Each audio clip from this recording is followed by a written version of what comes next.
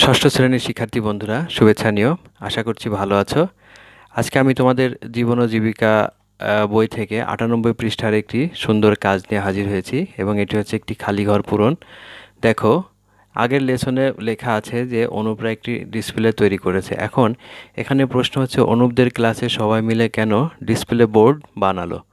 তো দেখো, এর প্রশ্নের সম্ভাব্য উত্তর হতে পারে ক্লাসে সবাই মিলে কাজ করাটা অত্যন্ত গুরুত্বপূর্ণ। এটার ফলে সবার মাঝে সহযোগিতামূলক মনোভাবের সৃষ্টি হয়। তোমরা জানো, একে অন্যের সঙ্গে কাজ করলে এবং মিলেমিশে থাকলে অবশ্যই আমাদের মধ্যে ভালো বন্ধুত্বপূর্ণ সম্পর্ক সৃষ্টি হয়। তারপরে দেখো, এবং সবার মাঝে সহযোগিতামূলক মনোভাবের সৃষ্টি হয় এবং সকলের মাঝে আন্তরিকতা বাড়ে। অনুপদের ক্লাসে সবাই মিলে তথ্য জানানোর জন্য এবং সকলের মাঝে যোগাযোগ স্থাপনের জন্য ডিসপ্লে বোর্ড বানালো।